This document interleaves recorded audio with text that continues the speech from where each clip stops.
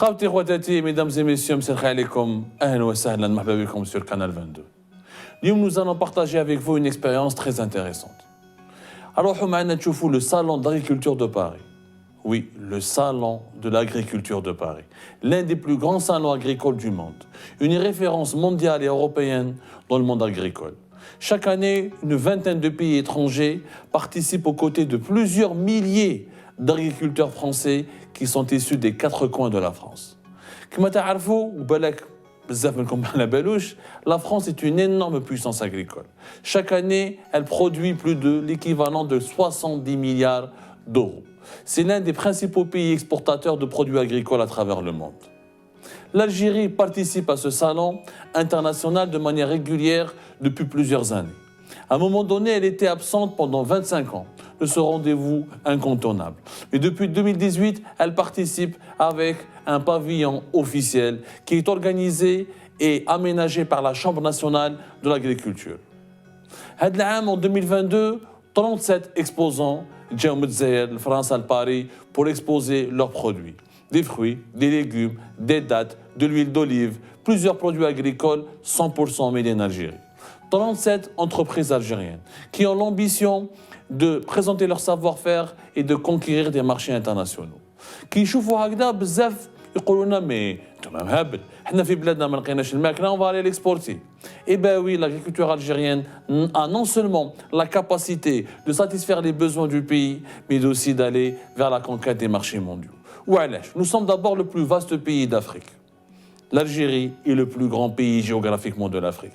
Même à 80% de notre territoire, c'est pratiquement du désert. On a 20% qui sont des terres agricoles et cultivables.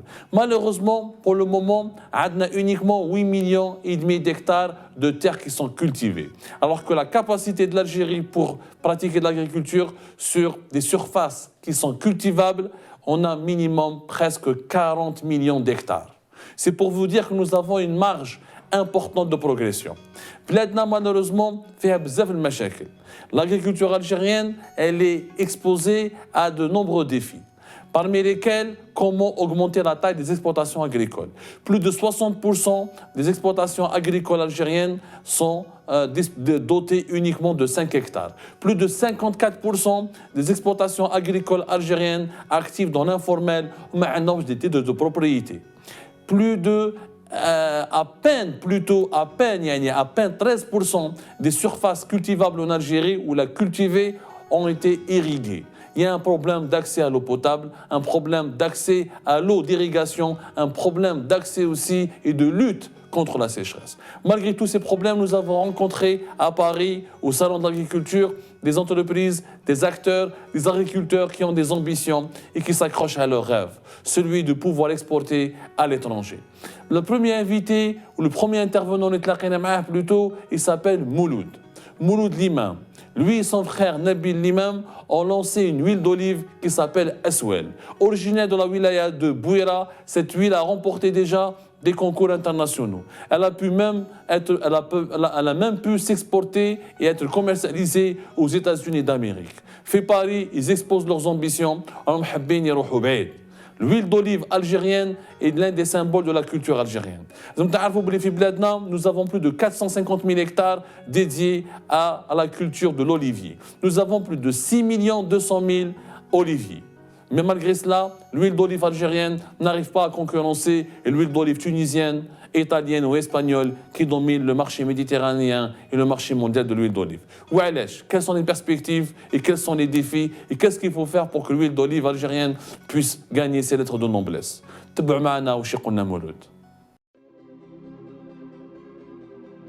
but, c'est vraiment de passer d'un mode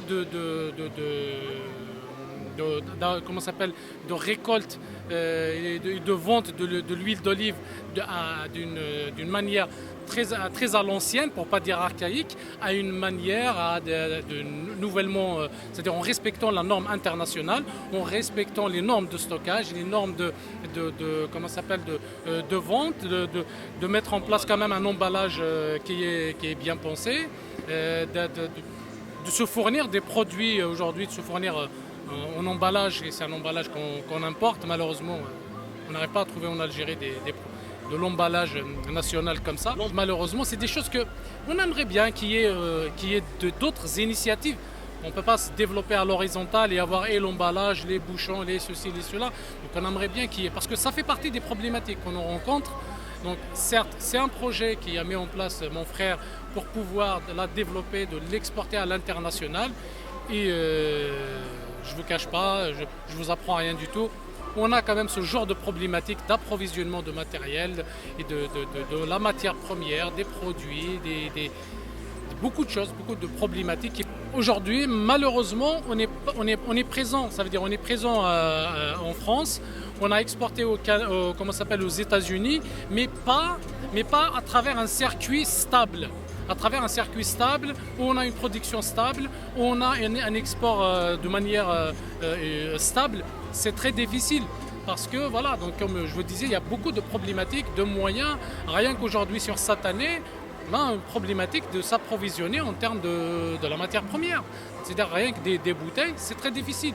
Donc on ne peut pas se permettre de modifier tout un design d'une marque qui a été pensée, sur lequel on a dépensé, et changer ça en changeant l'emballage parce qu'on a cette contrainte. Donc ça détruit la marque, ça détruit tout notre objectif. Bien sûr, parce que d'ailleurs, c'est pour répondre tout simplement, cette huile d'olive de la région de Mchidala, de Bouira, elle a eu le premier prix international l'année dernière. Donc je vais pas vous raconter des choses qui sans preuve, il y a de la preuve. Donc je disais tout à l'heure, il faut fournir les moyens, former les agriculteurs, pouvoir mettre en place un circuit de récolte et de pouvoir mettre en vente.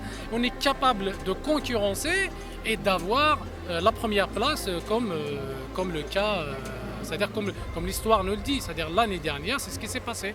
Donc tout le monde a accès à l'information, vous regardez sur Internet, vous allez trouver le premier prix a été attribué à cette huile d'olive l'année dernière.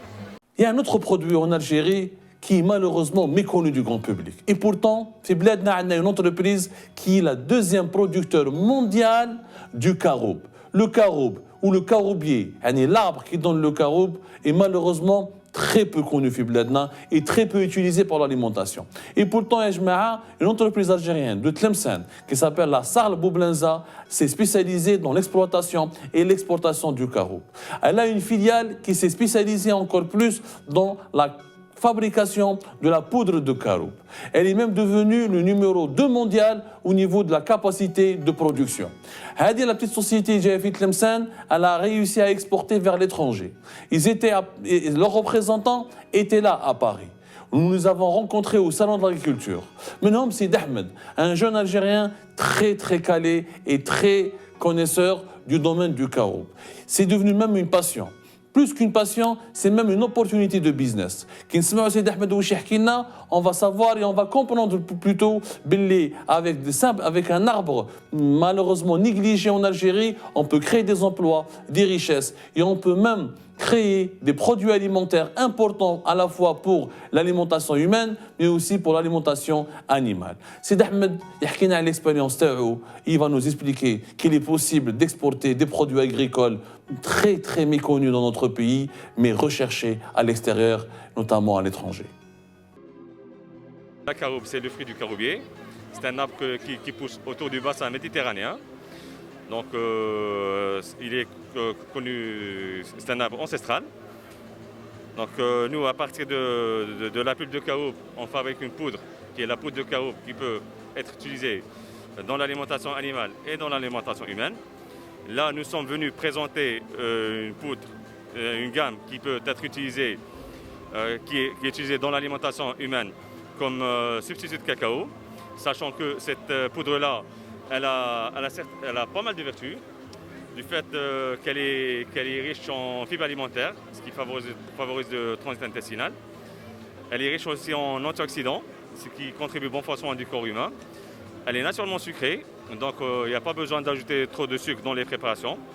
On peut s'en servir pour préparer des gâteaux, du chocolat, des crèmes glacées. Non, c'est un produit traditionnel, bien sûr. Mais la nouveauté apportée par la Boublenza, c'est sa transformation en une poudre qui se rapproche du cacao.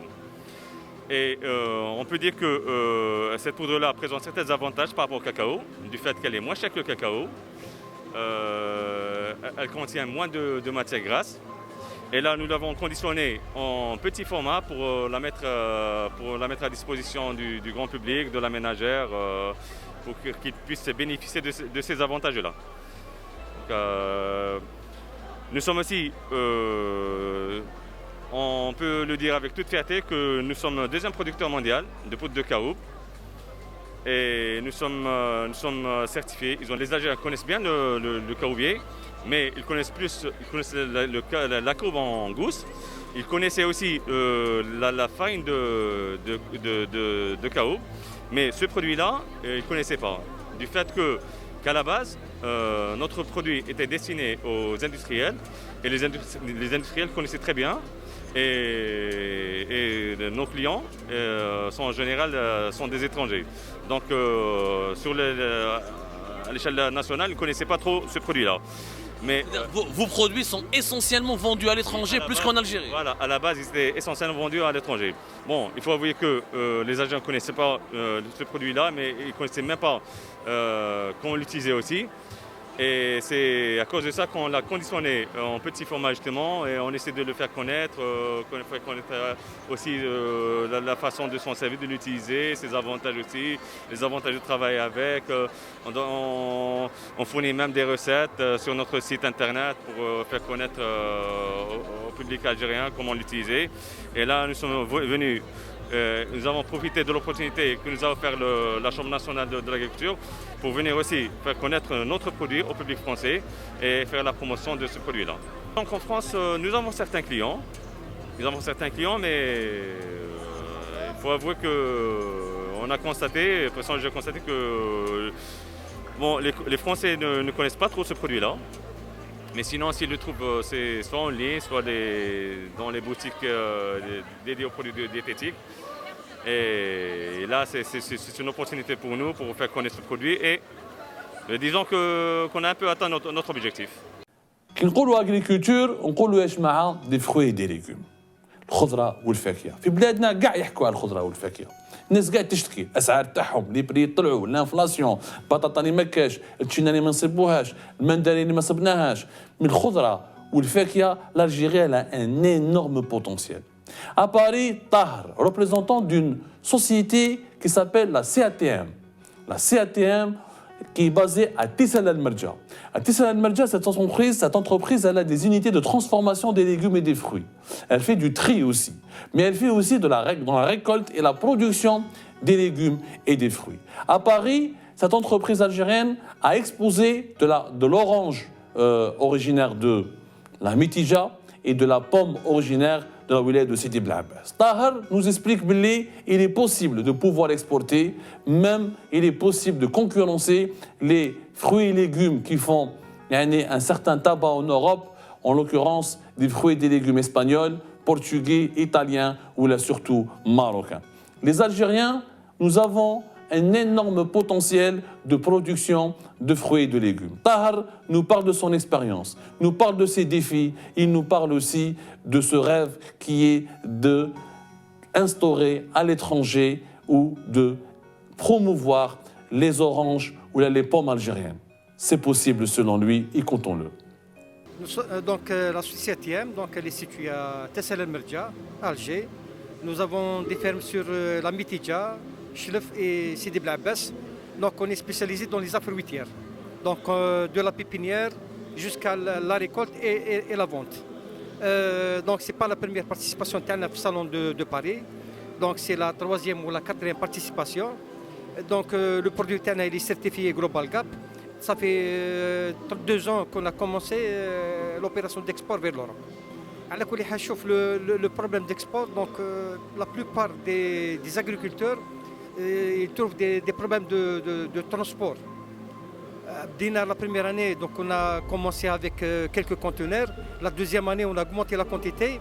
Et à chaque fois, on augmente la quantité et en même temps, on va généraliser pour tous les produits. Pour le moment, donc, on a exporté raisins sans pépins. Donc on a une vingtaine de variétés. On a commencé et on va généraliser pour les autres produits, pour les pommes, les oranges et la mandarine. C'est pour cela qu'on est là sur place. شوف هنا vu notre participation لهنايا la plupart des clients qui sont venus ici, même les visiteurs, quand ils ont goûté, ils ont beaucoup apprécié la qualité de nos produits. Je pense qu'on peut concurrencer avec le temps. Ce n'est pas dans les médias, mais avec le temps, avec les années à venir, on peut concurrencer le produit marocain et espagnol. Depuis 2016, avec la baisse du prix du pétrole, la plupart des agriculteurs et en même temps des investisseurs ont commencé dans l'investissement dans l'agriculture. Et surtout avec le partenariat entre privé et public. Donc ça a donné beaucoup de résultats. Et avec le temps, Inch'Allah, on peut satisfaire maintenant le marché local et commencer déjà l'export. Actuellement, à 90%, on satisfait le marché national. Mais avec le temps, Inch'Allah, on va avoir un supplément de produits pour l'export. Il faut ramener la technologie et l'expérience des gens. Donc on emploie 1000 personnes permanentes, on a une vingtaine d'ingénieurs agronomes et avec le temps on a ramené des techniciens étrangers pour avoir l'expérience, en même temps développer les différents produits qu'on a. Donc c'est l'expérience et la technologie qu'il y a dans les pays comme les États-Unis, comme en France, comme en Espagne. On a ramené ça en Algérie et on a développé nos produits. Donc on a un produit de très bonne qualité. Surtout les dernières années, les 3 dernières années, Cameroun a fait un problème. Donc même en Algérie, donc Inch'Allah, espérons qu'avec l'aide de l'État, on va régler le problème. Ajma'a, راكم شفتوا des intervenants qui viennent depuis notre pays, l'Algérie. Ils nous ont raconté leur expérience. Ils nous ont fait part de leurs ambitions, de leurs attentes, de leurs espoirs, mais aussi de leurs difficultés. Les difficultés sont très nombreuses dans le secteur de l'agriculture algérienne. Hadanna surtout Ma'at Tahar, le dernier intervenant, à la sécheresse. La sécheresse menace l'agriculture algérienne. Mais des solutions existent. Si on n'arrive pas à aider les agriculteurs algériens à affronter cette sécheresse qui s'endurcit depuis le 2e semestre de l'année 2021, le pays risque d'être menacé au niveau de la souveraineté alimentaire. Oui, la souveraineté alimentaire. L'indépendance d'un pays, c'est d'abord sa capacité à nourrir sa population. Lyon, on a depuis le début de la guerre entre l'Ukraine et la Russie, une énorme crise mondiale des produits alimentaires et des matières premières agricoles. Tout a augmenté. Le blé, le maïs, le colza, le tournesol, tout a augmenté. Et aujourd'hui, l'Algérie, qui dépense chaque année entre 7 et 8 milliards de dollars pour acheter de la nourriture à l'étranger, elle est plus que jamais confrontée à une urgence de développer son agriculture pour retrouver son indépendance. La véritable indépendance, elle n'est pas sécuritaire, elle n'est pas militaire, elle n'est pas économique, elle est d'abord alimentaire. C'est-à-dire avoir la capacité de produire ce que ton peuple doit manger chaque jour pour survivre. La thématique, elle est hyper importante. Chef n'a fait Paris des exposants, des entrepreneurs, des agriculteurs courageux qui ont relevé le défi de cultiver leurs terres. Ils n'ont pas voulu fuir le pays. Ils n'ont pas voulu faire la harga. Ils n'ont pas voulu abandonner, abdiquer ou se lamenter et se plaindre tout le temps. Ils ont décidé d'agir. Peut-être il est temps de les soutenir, de les écouter. L'agriculture est une magnifique opportunité de développement pour notre pays. Il suffit juste d'arrêter de la négliger. Il faudrait peut-être même réhabiliter la notion du travail agricole. Zman ya jma'a وبالك قليل من الجزائريات والجزائريين ما يعرفوش باللي de nombreux produits agricoles sont nés en Algérie. La clémentine du côté d'Oran, la marque Orangina du côté de Boufarik, etc., etc. L'histoire nous apprend aussi que l'Algérie, à un moment donné de son passé glorieux, a été même le grenier de l'Europe, lorsque Rome était un empire. Il est peut-être temps que l'agriculture algérienne puisse se remettre sur les rails. Il est peut-être temps qu'on tende une main amicale, mais surtout qu'on propose un plan de développement très concret et rigoureux pour les agriculteurs algériens. Il y va de l'avenir de nos enfants, de nos petits-enfants. À bientôt sur Canal 22.